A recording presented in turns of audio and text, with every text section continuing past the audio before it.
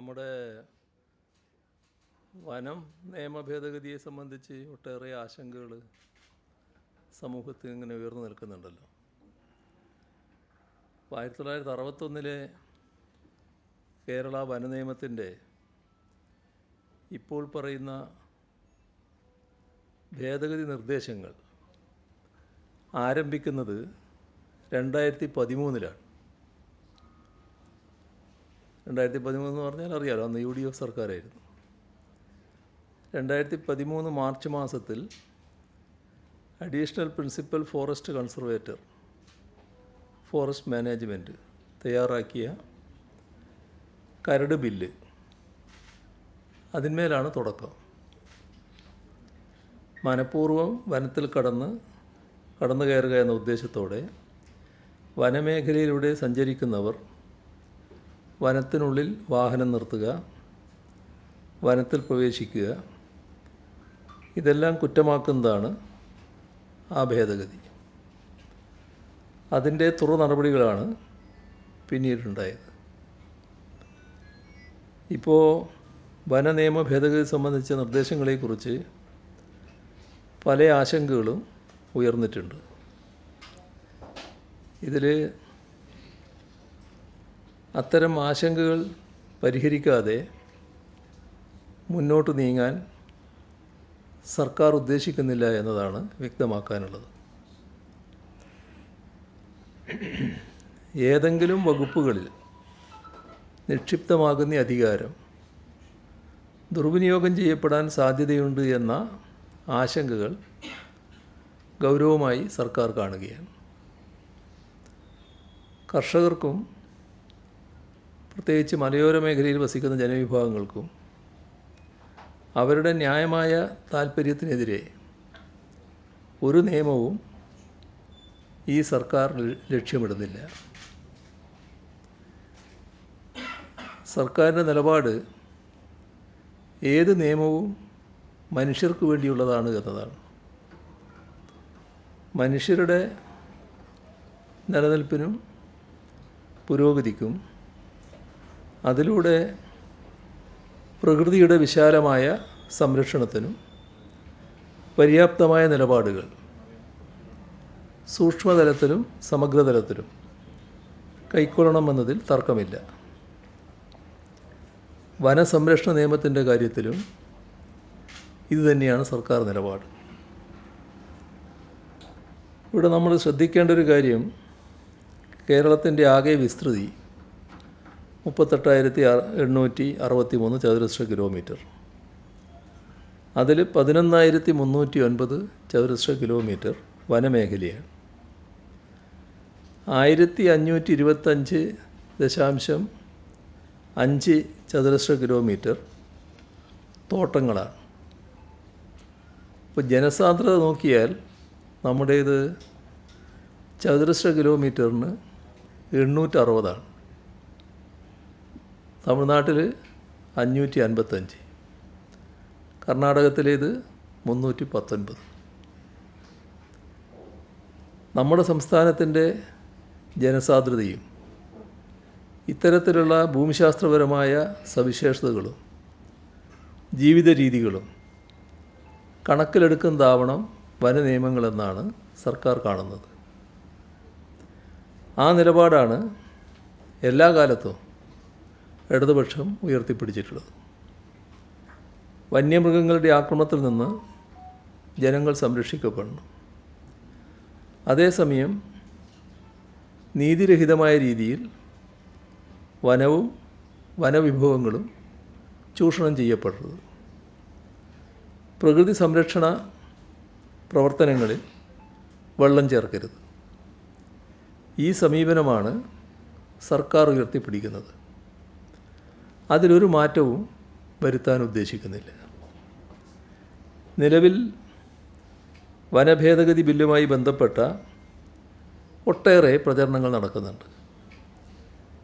ആശങ്കകൾ സൃഷ്ടിക്കപ്പെടുന്നുമുണ്ട്.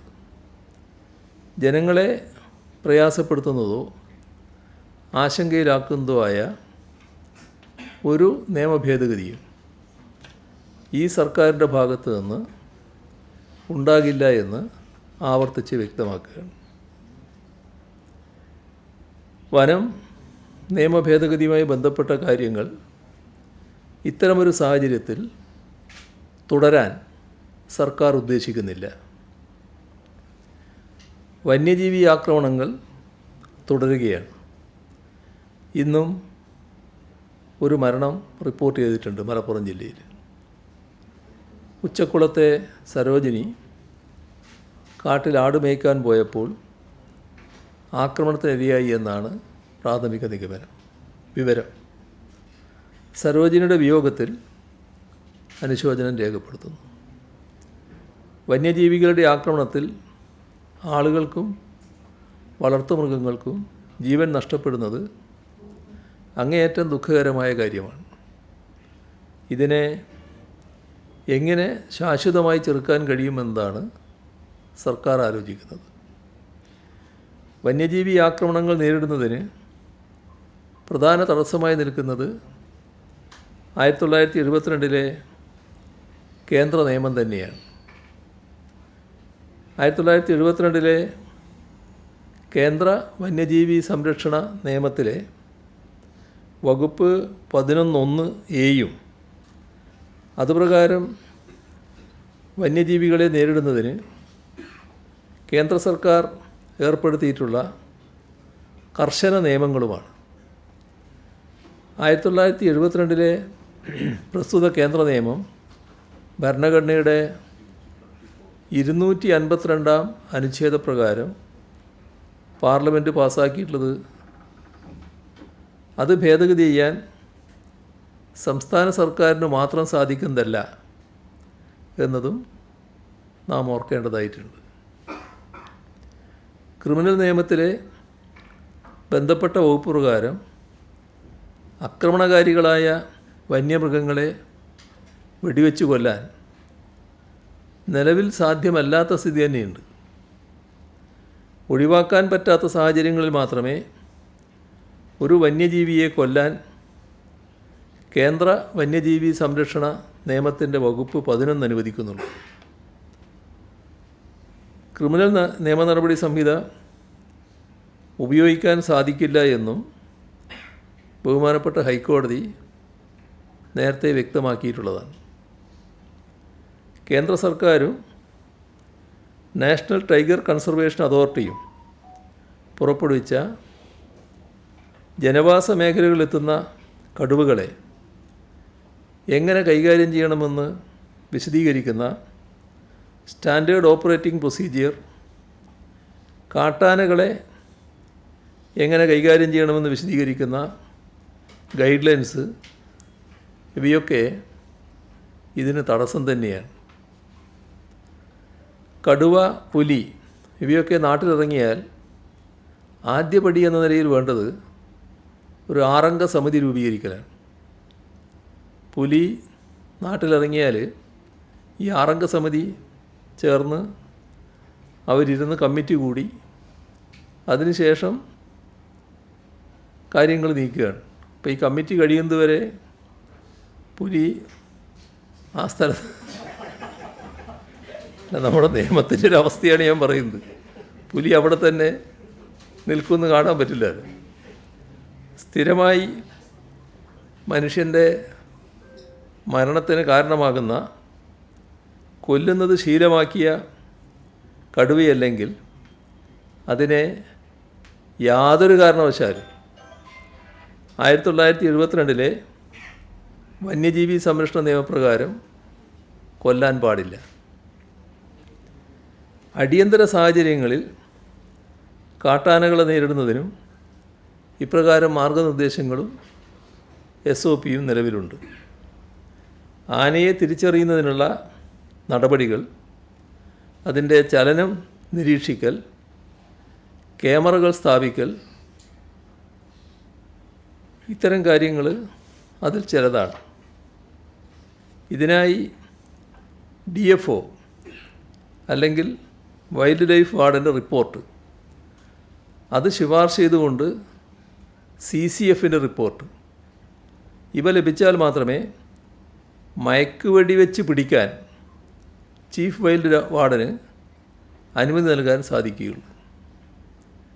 ഇത്തരം നടപടിക്രമങ്ങൾ പാലിക്കേണ്ടി വരുന്നതുകൊണ്ടാണ് മയക്കുവെടി വെക്കാനുള്ള ഉത്തരവ് പുറപ്പെടുവിക്കാൻ പോലും കാലതാമസം നേരിടുന്നത്. ഇത് പൊതുജനങ്ങളുടെ പരാതിക്ക് വലിയ തോതിൽ കാരണമാവുകയും ചെയ്യുന്നുണ്ട്. കേന്ദ്ര നിയമത്തിൻ്റെ പട്ടിക 2-ൽ പറഞ്ഞ കാട്ടുപന്നിയെപ്പോലും ക്ഷുദ്രജീവിയായി പ്രഖ്യാപിച്ച് അവയെ ഏതു വിധേനയും കൊല്ലുന്നതിന് നിരവധി തവണ സംസ്ഥാനം അനുമതി തേടിയതാണ്. പക്ഷേ കേന്ദ്ര സർക്കാർ ആവർത്തിച്ച് അനുമതി നിഷേധിക്കുകയാണ്. ഇത്തരം സാഹചര്യങ്ങൾ നിലവിലുള്ളതുകൊണ്ടാണ് കേന്ദ്ര വന്യജീവി സംരക്ഷണ നിയമം ഭേദഗതി ചെയ്യണമെന്നും അതിന് കീഴിൽ കേന്ദ്ര സർക്കാർ പുറപ്പെടുവിച്ച എല്ലാ കർശന നിയന്ത്രണങ്ങളും നടപടിക്രമങ്ങളും ലഘൂകരിക്കണമെന്നും കേരള നിയമസഭ പ്രമേയം വഴി കേന്ദ്ര സർക്കാരിനോട് നേരത്തെ അഭ്യർത്ഥിച്ചത്. കേന്ദ്ര സർക്കാർ ഈ പ്രശ്നത്തിൽ സംസ്ഥാനത്തിൻ്റെ യാഥാർത്ഥ്യങ്ങൾ മനസ്സിലാക്കി നടപടികൾ സ്വീകരിക്കുകയാണ് വേണ്ടത്. അതിന് മുൻകൈയെടുക്കാൻ സംസ്ഥാനത്തുള്ള പാർലമെൻറ്റ് അംഗങ്ങൾ തയ്യാറാകണമെന്നുകൂടി ഈ ഘട്ടത്തിൽ അഭ്യർത്ഥിക്കുകയാണ്. മറ്റൊരു പ്രശ്നം UGC 2025 കരട് ചട്ടങ്ങൾ പ്രസിദ്ധീകരിച്ചതുമായി ബന്ധപ്പെട്ടതാണ്. രാജ്യത്തിൻ്റെ ഫെഡറൽ തത്വങ്ങളെ അട്ടിമറിച്ച് സംസ്ഥാന സർവകലാശാലകളുമായി ബന്ധപ്പെട്ട സംസ്ഥാനങ്ങളുടെ അവകാശങ്ങൾ പരിപൂർണമായും ഇല്ലാതാക്കാനുള്ള ശ്രമത്തിൻ്റെ ഭാഗമാണ് ഈ കരട് ചട്ടങ്ങൾ. ഉന്നത വിദ്യാഭ്യാസം ഉൾപ്പെടെയുള്ള വിദ്യാഭ്യാസം ഭരണഘടന നിലവിൽ വന്ന സമയത്ത് 7-ാം ഷെഡ്യൂളിലെ ലിസ്റ്റ് 2, അതായത് സ്റ്റേറ്റ് ലിസ്റ്റ്, അതിലായിരുന്നു. പക്ഷേ അടിയന്തരാവസ്ഥയുടെ ഘട്ടത്തിൽ 1975-77 കാലയളവിൽ നടപ്പിലാക്കിയ 42-ാം ഭരണഘടനാ ഭേദഗതി, ആ ഭേദഗതിയിലൂടെയാണ് ഇത് കൺകറൻറ്റ് ലിസ്റ്റിൽ ഉൾപ്പെടുത്തപ്പെട്ടത്. 1978 44-ാം ഭരണഘടനാ ഭേദഗതിയിലൂടെ നേരത്തെ 42-ാം ഭേദഗതിയിലൂടെ നടപ്പാക്കിയ പല മാറ്റങ്ങളും പുനഃസ്ഥാപിച്ചു. പക്ഷേ വിദ്യാഭ്യാസം സ്റ്റേറ്റ് ലിസ്റ്റിലേക്ക് തിരികെ കൊണ്ടുവരാനുള്ള നിർദ്ദേശം മാത്രം രാജ്യസഭയിൽ പാസ്സാകാത്തതിനാൽ നടപ്പിലായില്ല. അന്നത്തെ ഘട്ടത്തിലെ രാജ്യസഭയുടെ ഭൂരിപക്ഷം നിലവച്ചിട്ട്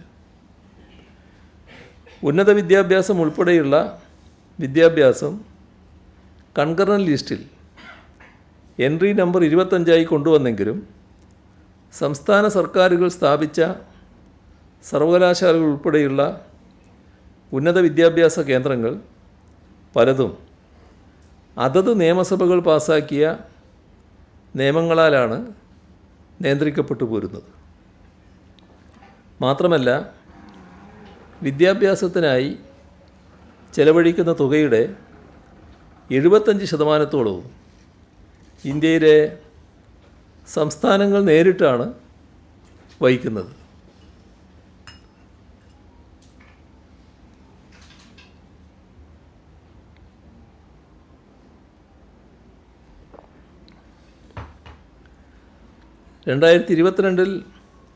കേന്ദ്ര വിദ്യാഭ്യാസ മന്ത്രാലയം തയ്യാറാക്കിയ analysis of budgeted expenditure on education, ഈ റിപ്പോർട്ട് പ്രകാരം രാജ്യത്തെ വിദ്യാഭ്യാസ വകുപ്പുകൾ 2020-21 വർഷത്തിൽ ആകെ ചെലവാക്കിയ 6,25,000 കോടി രൂപയിൽ 85% സംസ്ഥാനങ്ങൾ നേരിട്ട് ചെലവഴിച്ചതാണ്.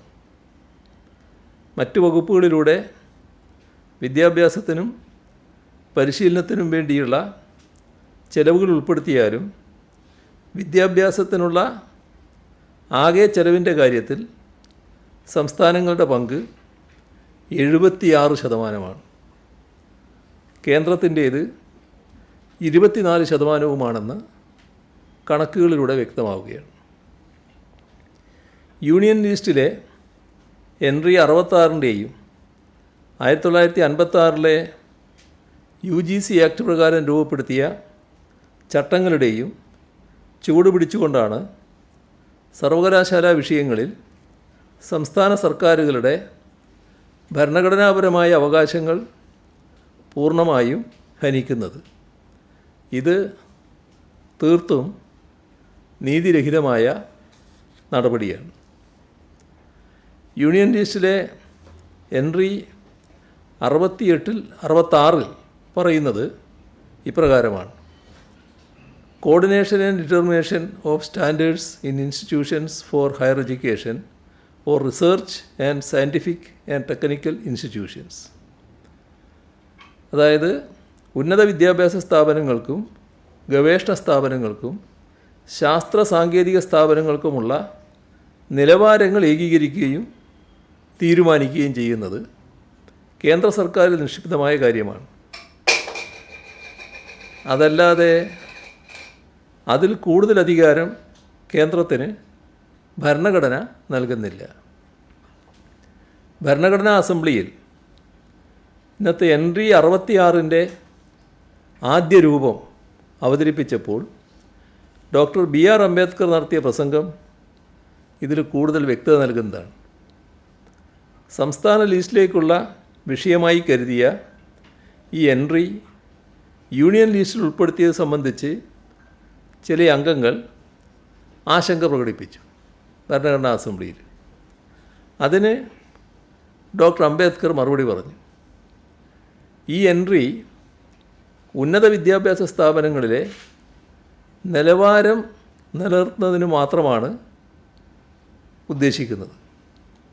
ഇന്ത്യയിലെ വിവിധ സർവകലാശാലകൾ നടത്തുന്ന BA ബിരുദ പരീക്ഷകൾക്കുള്ള പാസ് മാർക്കോ മറ്റു മാനദണ്ഡങ്ങളോ പലതരത്തിലാണെങ്കിൽ അത് വലിയ ബുദ്ധിമുട്ട് സൃഷ്ടിക്കും.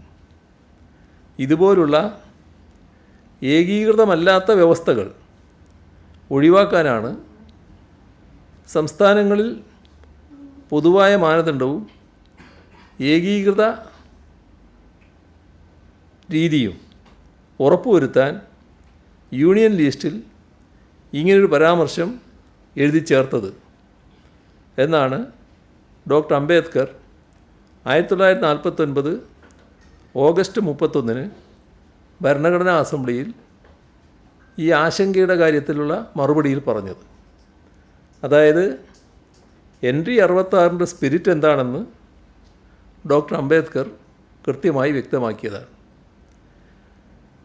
ഉന്നത വിദ്യാഭ്യാസം ഉൾപ്പെടെയുള്ള വിദ്യാഭ്യാസം ആരുടെ ഉത്തരവാദിത്വമാണെന്ന് സ്റ്റേറ്റ് ലിസ്റ്റിലെ എൻട്രി 32-ഉം കൺകറൻറ്റ് ലിസ്റ്റിലെ എൻട്രി 25-ഉം സംശയരഹിതമായി വ്യക്തത നൽകുന്നുണ്ട്. ഭരണഘടനയുടെ 7-ാം ഷെഡ്യൂളിലെ union list, state list, concurrent list എന്നിവയിലെ എൻട്രി 66, 32, 25 എന്നിവ പരിശോധിക്കുമ്പോൾ സർവകലാശാലകളുമായി ബന്ധപ്പെട്ട എല്ലാ വിഷയങ്ങളും എൻട്രി 66-ൽ വ്യക്തമായി പറയുന്നവ ഒഴികെ യൂണിയൻ ലിസ്റ്റിൽ ഉൾപ്പെടുന്നതല്ല. ഉന്നത വിദ്യാഭ്യാസ സ്ഥാപനങ്ങളിലെ നിലവാരം ഏകീകരിക്കുകയും നിശ്ചയിക്കുകയും ചെയ്യുക എന്ന പരിമിതമായ ദൗത്യം മാത്രമേ സംസ്ഥാന സർവകലാശാലകളിൽ കേന്ദ്രത്തിനുള്ളൂ. 1956-ലെ UGC ആക്ട് പ്രകാരം നിർമ്മിച്ച ചട്ടങ്ങൾ യാതൊരു തരത്തിലും സംസ്ഥാന നിയമങ്ങൾ ഒഴിവാക്കിക്കൊണ്ട് സർവകലാശാലകളെ നിയന്ത്രിക്കുവാനുള്ള പദ്ധതിയല്ല എന്ന് ഡോക്ടർ BR അംബേദ്കർ ഭരണഘടനാ അസംബ്ലിയിൽ പറഞ്ഞതുകൊണ്ട് ഭരണഘടനയുടെ സ്പിരിറ്റ് കൃത്യവും വ്യക്തവുമാണ്. 2025-ലെ പുതിയ UGC കരട് മാർഗനിർദ്ദേശങ്ങൾ ഭരണഘടനാ നിർമ്മാതാക്കൾ ഉദ്ദേശിച്ചതിന് വിരുദ്ധമായ ധാരാളം വ്യവസ്ഥകൾ ഉൾക്കൊള്ളുന്നവയാണ്. കരടിലുള്ള പല നിർദ്ദേശങ്ങളും രാജ്യത്തിൻ്റെ ഫെഡറൽ തത്വങ്ങൾക്ക് വിരുദ്ധവും ഭരണഘടനയുടെ അടിസ്ഥാന മൂല്യങ്ങളുടെ ലംഘനവുമാണ്. വൈസ് ചാൻസലർ നിയമനത്തിനുള്ള സെർച്ച് കം സെലക്ഷൻ കമ്മിറ്റിയുടെ രൂപീകരണം പോലും ചാൻസലറുടെ മാത്രം അധികാരമാക്കി മാറ്റുകയാണ്. സംസ്ഥാന സർവകലാശാലകളിലെ വൈസ് ചാൻസലർമാരെ ഫലത്തിൽ കേന്ദ്രം ഭരിക്കുന്ന പാർട്ടി തീരുമാനിക്കുന്ന നിലയാണ് പുതിയ UGC നിർദ്ദേശത്തിലുള്ളത്. വൈസ് ചാൻസലർമാരെ തിരഞ്ഞെടുക്കുന്ന സെർച്ച് കം സെലക്ഷൻ കമ്മിറ്റിയിൽ സംസ്ഥാന സർക്കാരിന് നാമനിർദ്ദേശം നൽകാനുള്ള അവകാശം ഇല്ലാതാക്കുന്ന തരത്തിൽ ചട്ടങ്ങൾ നിർമ്മിക്കാൻ ശ്രമിക്കുന്നത് സംസ്ഥാനങ്ങൾ ഫണ്ട് നൽകി പ്രവർത്തിക്കുന്ന സംസ്ഥാന സർവകലാശാലകളിൽ ഇനി മുതൽ കേന്ദ്രം ഭരണം നടത്തിക്കോളും എന്ന് പറയുന്ന ഒരുതരം രാഷ്ട്രീയ ധാർഷ്ട്യമാണ്. സാമ്പത്തിക പരാധീനതകൾക്കിടയിലും സംസ്ഥാനങ്ങൾ വലിയ തുക ഉന്നത വിദ്യാഭ്യാസ മേഖലയ്ക്കായി ചെലവഴിച്ചുകൊണ്ടിരിക്കുന്നുണ്ട്. അപ്പോഴാണ് സംസ്ഥാനങ്ങളുടെ ഭരണഘടനാ അവകാശങ്ങൾ കവരാൻ ശ്രമം നടക്കുന്നത്. സംസ്ഥാനങ്ങളുമായോ അക്കാദമിക് വിദഗ്ധരുമായോ യാതൊരുവിധ ചർച്ചകളുമില്ലാതെയാണ് ഇത്തരത്തിൽ നീക്കങ്ങൾ നടന്നിട്ടുള്ളത്. വൈസ് ചാൻസലർ പദവിയിലേക്ക് അക്കാദമിക് പരിചയമില്ലാത്തവരെയും നിയോഗിക്കാമെന്ന നിർദ്ദേശവും കരടിലുണ്ട്. ഇതിൻ്റെ ഉദ്ദേശശുദ്ധിയെക്കുറിച്ച് കൂടുതൽ പറയേണ്ടതില്ലല്ലോ. തങ്ങൾക്ക് വേണ്ടപ്പെട്ടവരെ ആ പദവിയിൽ കൊണ്ടിരുത്താനുള്ള വളഞ്ഞ വഴിയാണ് ഇവിടെ കേന്ദ്രം പയറ്റുന്നത്. സംസ്ഥാനങ്ങളുടെ അവകാശങ്ങൾക്ക് മേലുള്ള കടന്നുകയറ്റം അംഗീകരിക്കാനാവില്ല എന്നാണ് സുവ്യക്തമായി പറയാൻ ആഗ്രഹിക്കുന്നത്. സംസ്ഥാനങ്ങളുടെ ഭരണഘടനാ അവകാശങ്ങൾ ലംഘിക്കുന്ന UGC കരട് ചട്ടങ്ങൾ പുനഃപരിശോധിക്കണമെന്ന് കേന്ദ്ര വിദ്യാഭ്യാസ മന്ത്രി ധർമ്മേന്ദ്ര പ്രധാന് കത്തെഴുതിയിട്ടുണ്ട്. ഇതേ വിഷയത്തിൽ BJP ഇതര മുഖ്യമന്ത്രിമാരുടെയും ശ്രദ്ധ ക്ഷണിച്ചിട്ടുണ്ട്. ഈ വിഷയത്തിൽ കൂട്ടായ പരിശ്രമങ്ങൾക്കാണ് കേരളം മുൻകൈയെടുക്കുന്നത്.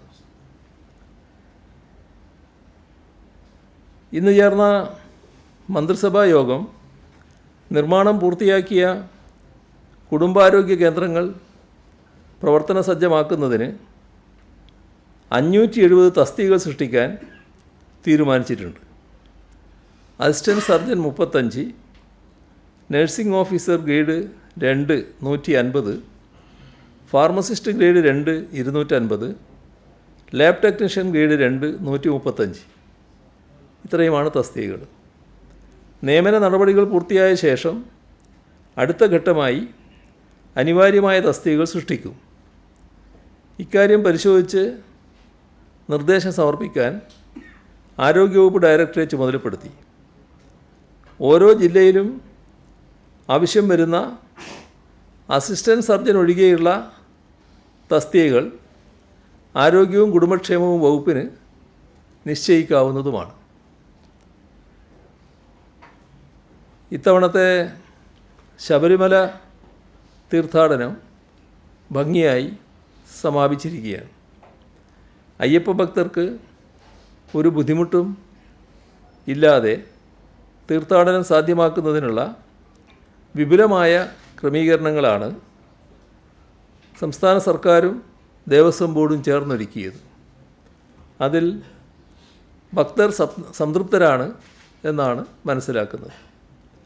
തീർത്ഥാടന ക്രമീകരണങ്ങളിൽ അനുഭവസമ്പന്നരെ ഉൾപ്പെടുത്തി വരുത്തിയ മാറ്റങ്ങളും വെർച്വൽ ക്യൂവും ഒപ്പം തത്സമയ ബുക്കിംഗ് ഏർപ്പെടുത്തിയതും മണിക്കൂറുകൾ നീളാതെ ദർശന സൗകര്യം ലഭ്യമാക്കിയതുമൊക്കെ സുഖദർശനത്തിന് ഇടയാക്കിയ കാരണങ്ങളാണ്.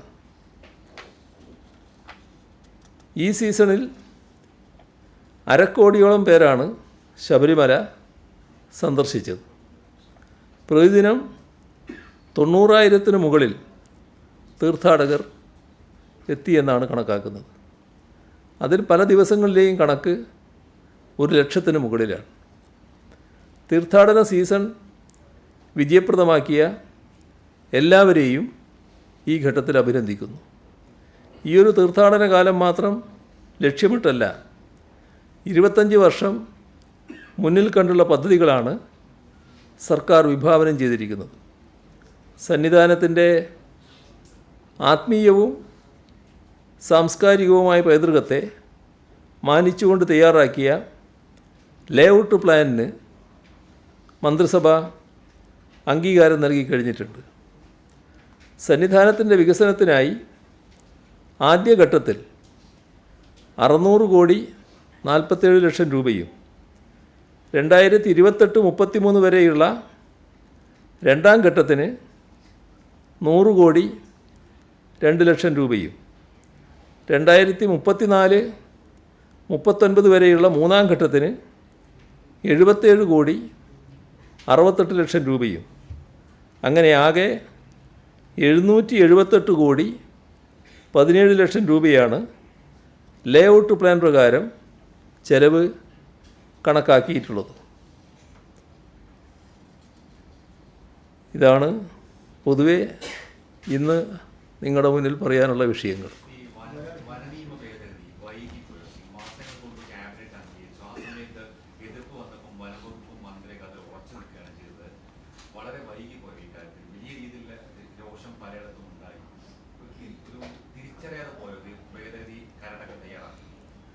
ഞാൻ പറഞ്ഞല്ലോ, ഇതിനകത്ത് വലിയ തോതിൽ ഉള്ള പ്രശ്നങ്ങൾ ഈ പുതിയ ഭേദഗതികളെന്ന തരത്തിലല്ല വന്നത്. നേരത്തെ തയ്യാറാക്കിയ ഒരു ഭേദഗതി അതേ രീതിയിൽ കൊണ്ടുവരുന്നൊരു നിലയാണ് വനം വകുപ്പിൻ്റെ ഭാഗത്ത് ഉണ്ടായത്. പക്ഷേ ആ ഘട്ടത്തിൽ തന്നെ വനം മന്ത്രി ആവർത്തിച്ച് വ്യക്തമാക്കിയൊരു കാര്യമുണ്ട്. ഇത് ഒരു തരത്തിലും ജനങ്ങൾക്കെതിരായിട്ടുള്ള ഒരു കാര്യങ്ങളും ഉൾക്കൊള്ളിച്ചു കൊണ്ടുപോകില്ല. ജനങ്ങളോടൊപ്പമായിരിക്കും സർക്കാർ. എന്തെങ്കിലും മാറ്റങ്ങൾ വരേണ്ടതുണ്ടെങ്കിൽ ആ മാറ്റങ്ങൾ വരുത്താൻ ഞങ്ങൾ സന്നദ്ധമാണ് എന്ന് വനം മന്ത്രി ആവർത്തിച്ച് വ്യക്തമാക്കിയിരുന്നു. പക്ഷേ നമ്മുടെ നാട്ടിൽ അതുമായി ബന്ധപ്പെട്ട് വലിയ ആശങ്കകൾ ഉയർന്നു വന്നു. അത്തരം ആശങ്കകൾ ഉയർന്നു വന്ന സാഹചര്യത്തിൽ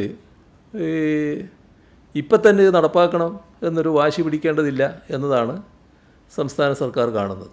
അതിൻ്റെ ഭാഗമായാണ് ഈ ഘട്ടത്തിൽ അത് തുടരേണ്ടതില്ല എന്ന നിലപാട് എടുക്കുന്നത്.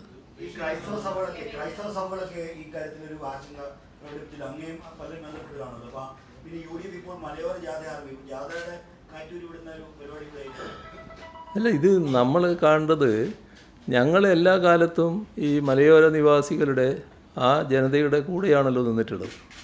അതുമായി ബന്ധപ്പെട്ട് അവർക്കൊരു വല്ലാത്ത ആശങ്കയുണ്ടാകുമ്പോൾ ആ ആശങ്ക ഈ ഘട്ടത്തിൽ ചർച്ച ചെയ്ത് പരിഹരിക്കാമെന്നാണ് നേരത്തെ വനമന്ത്രി പറഞ്ഞതെങ്കിലും തൽക്കാലം ഈ നിയമം തന്നെ വേണ്ട എന്ന് വെക്കുന്നതാണ് നല്ലത് എന്നൊരു നിലപാടിലേക്ക് എത്തിയെന്ന് മാത്രമേ ഉള്ളൂ.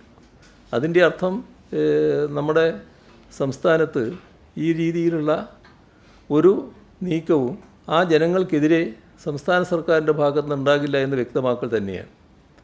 ഇപ്പം നമ്മൾ ആഗ്രഹിക്കുന്ന പല കാര്യങ്ങളും വനവുമായി ബന്ധപ്പെട്ട രീതിയിൽ നടപ്പാക്കാനാവില്ലല്ലോ. ഇപ്പോൾ ബഫർ സോൺ, നമ്മുടെ കേരളം പോലൊരു സംസ്ഥാനത്ത് ബഫർ സോൺ പ്രായോഗികമല്ല എന്ന് നമുക്കെല്ലാവർക്കും അഭിപ്രായമില്ലേ? അത് സംസ്ഥാന സർക്കാരിനും അഭിപ്രായമില്ലേ? പക്ഷേ കേന്ദ്ര നിയമമല്ലേ, കേന്ദ്രമല്ലേ ഒരു നിലപാടെടുക്കാൻ പറ്റും. അപ്പോൾ ഇത്തരം കാര്യങ്ങളിൽ കേന്ദ്ര നിയമവുമായി ബന്ധപ്പെട്ടുള്ള വസ്തുതകൾ നമ്മൾ കാണേണ്ടതായിട്ടുണ്ട്. അതാണ് പ്രധാന തടസ്സമായിട്ട് വരുന്ന കാര്യം. PV Anwar രാജിവെക്കാനുള്ള കാരണമായി പറഞ്ഞത് തന്നെ വനനിയമ ഭേദഗതിയും അതിനെ ചുറ്റുള്ള പ്രശ്നങ്ങളുമാണ്. ഇപ്പോൾ അദ്ദേഹത്തിൻ്റെ ക്രെഡിറ്റ് ആയിട്ടൊക്കെ വരുമോ?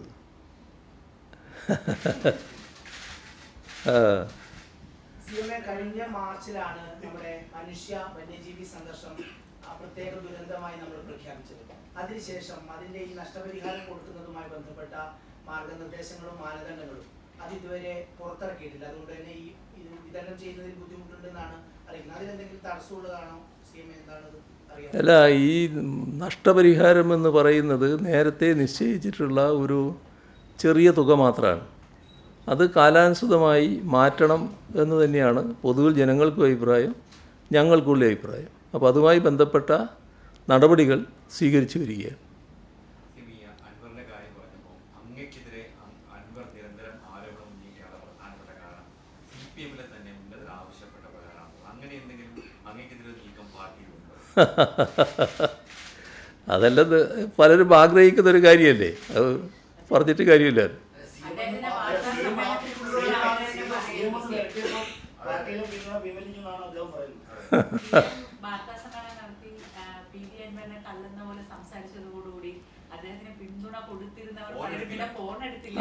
അതൊക്കെ നിങ്ങൾ തന്നെ വ്യാഖ്യാനിക്കുന്നതല്ലേ, ഞാനൊരു മറുപടി പറയുന്നതല്ല നല്ലത്. ഏത്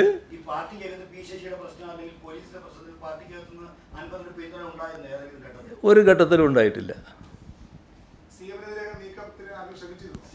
ഒരു നീക്കവും അങ്ങനെ ഉണ്ടായിട്ടില്ല. അതൊക്കെ ഇത്രയും കാലത്തെ അവസ്ഥ കൊണ്ട് നിങ്ങൾക്ക് മനസ്സിലായിട്ടില്ലേ എന്തും പറയാവുന്ന ഒരു നില ഉണ്ട് എന്നുള്ളത്.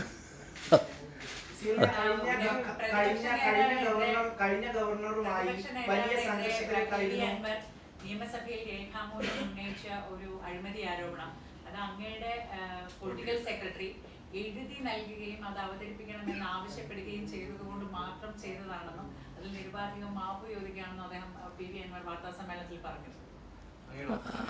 അങ്ങനെയുള്ള ഒരു ഇടപെടൽ അങ്ങയുടെ ഓഫീസിൽ എൻ്റെ ഓഫീസ് ആ തരത്തിൽ ഇടപെടുന്നൊരു ഓഫീസല്ല. ഓഫീസിലുള്ള ആരും അങ്ങനെ ഇടപെട്ടതിൻ്റെ ഭാഗമായി ഈ പറയുന്ന വ്യക്തി അന്നത്തെ നിയമസഭയിൽ ഉന്നയിച്ചതുമല്ല. ആ നിയമസഭയിൽ ഉന്നയിച്ചതുമായി ബന്ധപ്പെട്ട് ഉള്ള കാര്യങ്ങളിലേക്ക് ഇപ്പം ഞാൻ കടക്കേണ്ടതായിട്ടില്ല. പക്ഷേ അതിൽ ഇന്ന് അദ്ദേഹം പറയുന്ന കാര്യങ്ങൾ അദ്ദേഹത്തിൻ്റെ രാഷ്ട്രീയ നിലപാടിൻ്റെ ഭാഗമായി മാപ്പ് പറഞ്ഞുകൊണ്ട് ചില കാര്യങ്ങൾ ഉദ്ദേശിക്കുന്നുണ്ടാവും. അതിന് സഹായകരമാകുമെങ്കിൽ നടക്കട്ടെ. അതിനുവേണ്ടി ഞങ്ങളെയും എൻ്റെ ഓഫീസിനെയും ഉപയോഗിക്കേണ്ടതില്ല എന്ന് മാത്രമേ ഉള്ളൂ. അന്ന് പാർട്ടിക്ക് പരാതി കൊടുത്തപ്പോൾ അന്ന് പറഞ്ഞത് PCC ആണ് ഈ അന്വേഷണം തന്നെ അട്ടിമറിച്ചതെന്ന്. ഈ വിജിലൻസ് അന്വേഷണവുമായി ബന്ധപ്പെട്ട് ഏത് അന്വേഷണം? ഈ പറയുന്ന പ്രതിപക്ഷ നേതാവിനെതിരായിട്ടുള്ള ആരോപണം ഉന്നയിക്കുന്നു, അത് മറ്റൊരാൾ വിജിലൻസ് അപ്പോൾ P ശശി തന്നെയാണ് ഈ ഇയാൾ ഉപദേശിച്ചതെന്ന് പിന്നെ പറയുന്നു അല്ലേ? അതാണ് അത് നിങ്ങൾ തന്നെ ഇതൊക്കെ മനസ്സിലാക്കിയാൽ മതി. എല്ലാം പറഞ്ഞുകൊണ്ടിരിക്കുകയാണ്. ഞാനതൊന്നും പറയുന്നതല്ല നല്ലത്.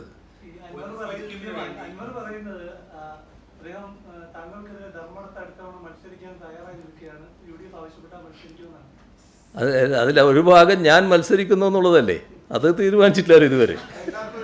ഇനി അഥവാ ഇനി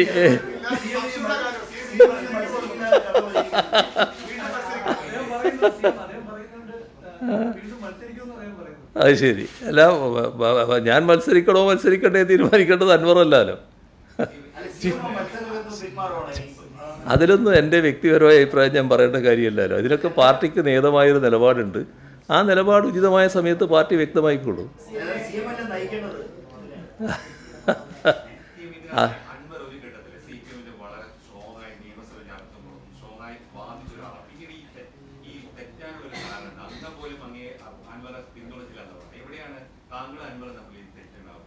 അല്ല, അത് നിങ്ങൾ തന്നെ ഗവേഷണം നടത്തി കണ്ടുപിടിക്കേണ്ട കാര്യമാണ്. അതിൽ ഞാനൊരു അഭിപ്രായം പറയുന്നതല്ല ശരി. ഇപ്പോൾ അദ്ദേഹം വ്യക്തമായൊരു നിലപാട് സ്വീകരിച്ച് പോവുകയാണല്ലോ. പക്ഷേ അദ്ദേഹം വന്ന വരവ്, ആ വരവിന് ശേഷം ഞങ്ങളുടെ കൂടെ നിന്നത്, ഞങ്ങളുടെ കൂടെ നിൽക്കുന്ന കാലത്ത് ഈ സമൂഹത്തിൽ നിങ്ങൾ തന്നെ പലരും ഉയർത്തിക്കൊണ്ടുവന്ന പ്രശ്നങ്ങൾ, അതിൻ്റെയൊക്കെ ഭാഗമായിട്ട് ഉയർന്നു വന്ന കാര്യങ്ങൾ, അതെല്ലാം വെച്ചുകൊണ്ട് നിങ്ങൾ തന്നെ കാര്യങ്ങൾ വിലയിരുത്തിയാൽ മതി. ഞാൻ പറയുന്നതല്ലല്ലോ ശരി. ഞാൻ അങ്ങനെ ഒരു വിലയിരുത്തലിലേക്ക് ഇപ്പോൾ കടക്കാൻ ഉദ്ദേശിക്കുന്നില്ല. Chief Minister, a Thrissur native died in Russia. It has been confirmed by the MEA. For 8 months, the family has been trying to get him safely, but they have failed. Do you think the MEA has failed completely in getting back a Keralite safe back home? And what is the state government doing now to get the body back? Is there anything update on it? ഇതങ്ങേയറ്റം നിർഭാഗ്യകരമായൊരു വശമാണ്. നമ്മുടെ നാട്ടിൽ നിന്ന് ആളുകളെ ഈ മറ്റ് സ്ഥലത്തേക്കാണെന്ന് പറഞ്ഞ് കൊണ്ടുപോവുക. അതിൽ ചില പേരുകളൊക്കെ ഇപ്പം പുറത്തു വന്നിട്ടുണ്ട്. ആ പുറത്തു വന്നതിൻ്റെ അടിസ്ഥാനത്തിൽ പറയുന്നത് മറ്റൊരു രാജ്യത്തേക്ക് ഇവരെ കൊണ്ടുപോകാൻ ഉദ്ദേശിച്ചു എന്നുള്ളതാണ്. അങ്ങനെയാണ് പത്രവാർത്ത വന്നിട്ടുള്ളത്. അതിൻ്റെ ഭാഗമായി ചെന്നപ്പോഴാണ് പിന്നെ പറയുന്നു ഇത് റഷ്യയിലേക്കാണ്. അവിടെ എത്തിയപ്പോഴാണ് ഈ സൈന്യത്തിലേക്ക് ആളെ വിടുന്നു എന്ന് പറയുന്നത്. ഇങ്ങനൊരു അവസ്ഥ വലിയ തട്ടിപ്പും ഒരു തരത്തിലുള്ള മനുഷ്യക്കടത്തുമായി ബന്ധപ്പെട്ടുള്ള കാര്യങ്ങളാണ്. അതിൽ ശക്തമായ നടപടി സ്വീകരിക്കണമെന്ന് തന്നെയാണ് സംസ്ഥാന സർക്കാരിൻ്റെ അഭിപ്രായം. ഇന്ത്യ ഗവൺമെൻറ് കൂടുതൽ ശക്തമായ നടപടിയിലേക്ക് കടക്കേണ്ടതായിട്ടുണ്ട്. അക്കാര്യത്തിൽ കേന്ദ്ര ഗവൺമെൻറ്റും സംസ്ഥാന ഗവൺമെൻറ്റും യോജിച്ച് തന്നെ നീങ്ങേണ്ടതാണ് എന്ന അഭിപ്രായം തന്നെയാണ് സംസ്ഥാനത്തിനുള്ളത്.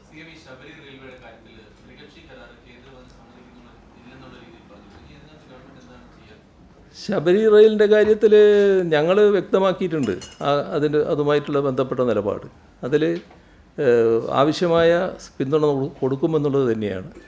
അത് നടപ്പാക്കാൻ തന്നെയാണ് സംസ്ഥാന സർക്കാർ നിലകൊള്ളുന്നത്. ബാക്കി കാര്യങ്ങൾ കേന്ദ്ര ഗവൺമെൻറ്റാണ് തീരുമാനിക്കേണ്ടത്. ഗോപി ചെമ്മണ്ണൂരിനെതിരായ പരാതിയുമായി ബന്ധപ്പെട്ട് ആ നടി പരാതി കൊടുത്തതിന് പിന്നാലെ എഫ്ഐആർ രജിസ്റ്റർ ചെയ്യുന്നു. 24 മണിക്കൂർ പൂർത്തിയാവുന്നതിന് മുമ്പ് തന്നെ അദ്ദേഹത്തെ അറസ്റ്റ് ചെയ്യുന്നു. വലിയ വ്യവസായിയാണ്. സാധാരണ കാണാത്തൊരു രീതിയാണ്. CM കഴിഞ്ഞ ദിവസം ജില്ലാസമ്മേളനത്തിന്റെ പൊതുയോഗത്തിലും അക്കാര്യം പറഞ്ഞു. സ്ത്രീകൾക്ക് അനുകൂലമായ നിലപാടാണ് സർക്കാരിന്റെ ഭാഗത്ത് നിന്നുള്ളത്. ഇതൊരു മെസ്സേജ് ആണോ CM? അതല്ല ഇനിയുള്ള കേസുകളിൽ അങ്ങോട്ടാണ് എന്നുള്ളതാണോ? അതല്ല എത്ര വലിയവനായാലും വിടില്ല എന്നുള്ളതാണോ? എന്താണ് മെസ്സേജ്? ഇത് നേരത്തെ മെസ്സേജ് ഉള്ളതല്ലേ കേരളത്തിൽ? കേരളത്തിൽ സ്ത്രീകൾക്കെതിരെയുള്ള അതിക്രമങ്ങൾ വരുമ്പോൾ എന്താണ് നിലപാട് സ്വീകരിക്കുക എന്നുള്ളത് നേരത്തെ തന്നെ സ്വീകരിച്ചിട്ടുള്ള കാര്യമാണ്. അതിൻ്റെ ഭാഗമായി അതിന് നേതൃത്വം കൊടുത്തയാൾ അദ്ദേഹത്തിൻ്റെ സമൂഹത്തിലുള്ള സ്ഥാനമോ പണത്തിൻ്റെ വലുപ്പമോ സ്ഥാനത്തിൻ്റെ പ്രത്യേകതയോ ഒന്നും പരിഗണിക്കില്ല. ശക്തമായ നടപടി സ്വീകരിക്കുമെന്ന് നേരത്തെ തന്നെ ഒരു സന്ദേശമായി കേരളത്തിന് മുന്നിലുള്ളതാണ്. അത് തന്നെ ആവർത്തിച്ചു എന്ന് മാത്രമേ ഉള്ളൂ.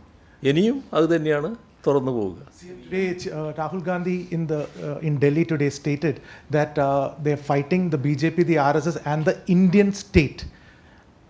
And how do you, as a part of the India alliance, do you endorse this view that they're You fighting? please repeat the question. Rahul Gandhi has stated they're fighting the BJP, RSS, and the Indian state. As a part of the India alliance, do you endorse this view?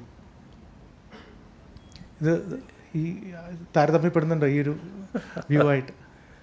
ഇത് അങ്ങനെ തന്നെയാണോ പറഞ്ഞത് എന്നുള്ളത് പരിശോധിക്കേണ്ടതായിട്ടുണ്ട്. അതാണ് അത് വ്യക്തത കൂടുതൽ വരുത്തേണ്ട ഒരു കാര്യമാണ്. ഗോപൻ സ്വാമിയുടെ മരണവുമായി ബന്ധപ്പെട്ട് ഒരു വലിയ വിവാദത്തിലേക്കാണല്ലോ.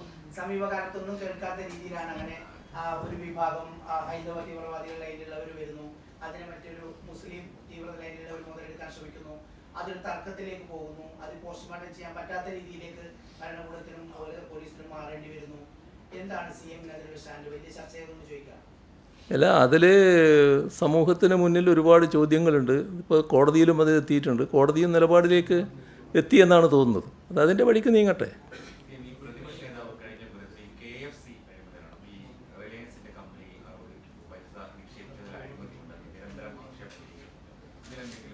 അത് വ്യക്തമായി അതിന് മറുപടി നേരത്തെ തന്നെ പറഞ്ഞു കഴിഞ്ഞതാണ്. ഇപ്പോൾ ഉള്ള പ്രശ്നമല്ല, നേരത്തെയുള്ള പ്രശ്നമാണ്. നേരത്തെ തന്നെ അതിനുമായിട്ട് വ്യക്തത വരുത്തിയതാണ്.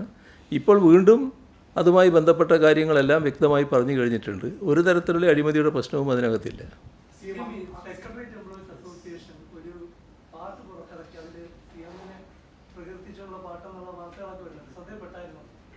വാർത്ത വന്നതല്ലേ, വാർത്തയിൽ വന്നാൽ പിന്നെ നമ്മളെ ശ്രദ്ധയപ്പെടില്ലേ?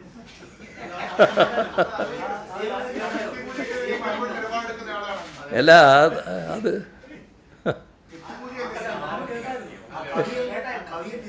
ആരാന്നറിയില്ല, എനിക്കറിയില്ല. ഏതാ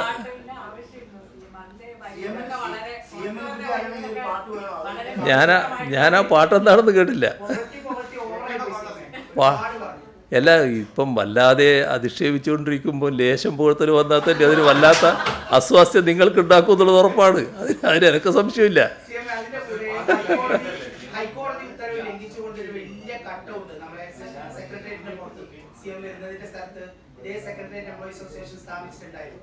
ഇപ്പൊ ഹൈക്കോടതി അതിനകത്ത് കർശനമായ നിലപാടെടുത്തു, കണ്ടോൺമെന്റ് പോലീസ് കേസെടുത്തു, ഫ്ലക്സുകൾ മാറ്റിക്കൊണ്ടിരിക്കുകയാണല്ലോ സമരങ്ങളുടെ നേതൃത്വത്തിൽ. അതിനിടയിലാണ് CM-ന്റെ തന്നെ വലിയ കട്ടൗട്ടോടുകൂടി ഇതില് വ്യക്തമായ നിലപാട് സംസ്ഥാന സർക്കാരിനുണ്ട്.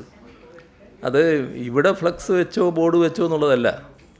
നമ്മുടെ കേരളത്തിൽ ഒരു പ്രചരണവും ആവശ്യമില്ല എന്ന നിലപാടിലേക്ക് കേരളത്തിനെത്താൻ കഴിയില്ല. സ്വാഭാവികമായുള്ള പ്രചരണങ്ങൾ വേണ്ടിവരും. വിവിധ പ്രചരണങ്ങൾ നമ്മുടെ പല പ്രദേശങ്ങളിലും എല്ലാ കാലത്തും ഉണ്ടായിട്ടുമുണ്ട്. അതാകെ ഇല്ലാതാക്കാൻ നമ്മുടെ സംസ്ഥാനത്തിന് കഴിയുന്നതല്ല. അതിൽ സർക്കാർ കോടതി ചൂണ്ടിക്കാണിച്ച ഒരു കാര്യം മാത്രമേ ഉള്ളൂ, നിയമവിധേയമായിരിക്കണം. നിയമവിധേയമായി മാത്രമേ കാര്യങ്ങൾ നടക്കാവൂ. ഇതിനകത്ത് ഫ്ലക്സ് ഉപയോഗിക്കാൻ പാടില്ല എന്നുള്ളതാണ് പൊതുവെ നേരത്തെ നമ്മൾ സ്വീകരിച്ചിട്ടുള്ള നിലപാട്. അപ്പോൾ ഫ്ലക്സ് ഒഴിവാക്കുന്ന നില സ്വീകരിക്കണം. ഇപ്പോൾ രാഷ്ട്രീയ പാർട്ടികൾ, മറ്റ് സംഘടനകൾ ധാരാളം പ്രചരണ പരിപാടികൾ സംഘടിപ്പിക്കാറുണ്ട്. അതിൻ്റെയൊന്നും ഒരു പ്രചരണവും കേരളത്തിൽ എവിടെയും പാടില്ല എന്നൊരു നിലപാട് ഈ സർക്കാരിന് ഏതായാലും സ്വീകരിക്കാൻ കഴിയില്ല. പക്ഷേ നിയമവിധേയമായിരിക്കണം. നിയമവിധേയമാകാൻ എന്താ മാർഗം? സാധാരണഗതിയിൽ ഇത്തരം കാര്യങ്ങൾക്ക് അനുമതി നൽകേണ്ടത് തദ്ദേശഭരണ സ്ഥാപനങ്ങളാണ്. ആ തദ്ദേശഭരണ സ്ഥാപന അതിർത്തിയിൽ ഈ കാര്യങ്ങൾ നടത്തുന്നതിന്. അപ്പോൾ തദ്ദേശഭരണ സ്ഥാപനങ്ങളുടെ മുന്നിലേക്ക് ബന്ധപ്പെട്ട സംഘടനയോ ഏതാണോ ഇത് ചെയ്യുന്നത് അവർ അപേക്ഷിക്കണം. അപേക്ഷിച്ച് അനുമതി വാങ്ങണം. അതിനവർ നിശ്ചിത ഫീസ് ഈടാക്കുന്നുണ്ടെങ്കിൽ ഈടാക്കട്ടെ. അങ്ങനെ നിയമവിധേയമാക്കി കാര്യങ്ങൾ നടത്തണം എന്ന അഭിപ്രായമാണ് ഗവൺമെൻറ്റിന് ആ കാര്യത്തിലുള്ളത്. ഈ കാര്യത്തിൽ നടപടി സ്വീകരിക്കാൻ തദ്ദേശഭരണ വകുപ്പിനെ ചുമതലപ്പെടുത്തിയിട്ടുമുണ്ട്. അത് കോടതിയുടെ നിർദ്ദേശങ്ങൾക്കെതിരല്ല, കോടതിയുടെ നിർദ്ദേശങ്ങൾക്ക് അനുസൃതമായിട്ട് തന്നെയാണ് കാര്യങ്ങൾ നടക്കുക.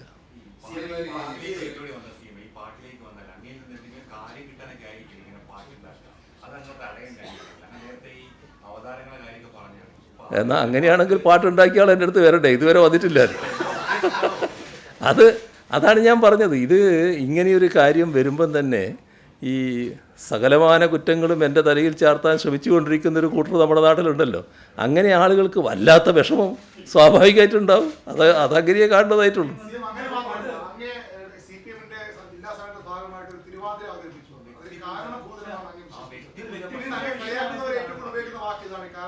ആ എങ്ങനെ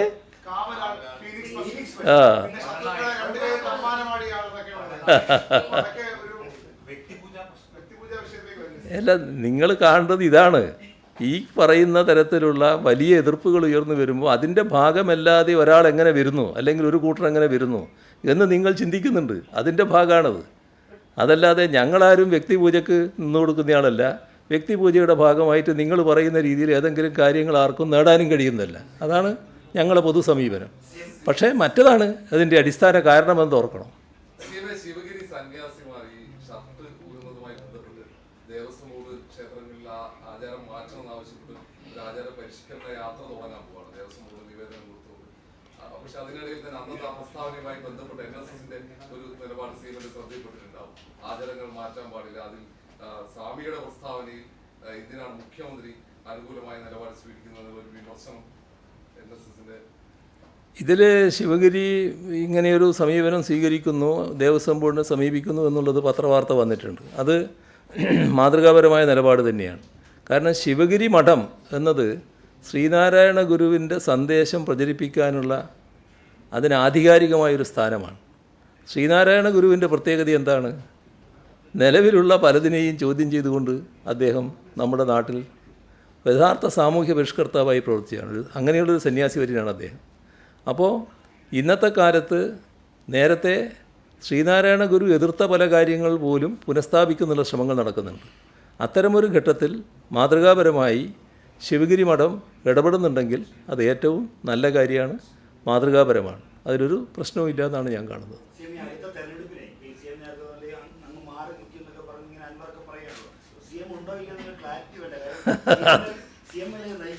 അത് നിങ്ങളധികം വിഷമിക്കണ്ട, അത് ആ സമയത്ത് നമുക്ക് പറയാം. അപ്പോൾ നമുക്ക് ഒരേ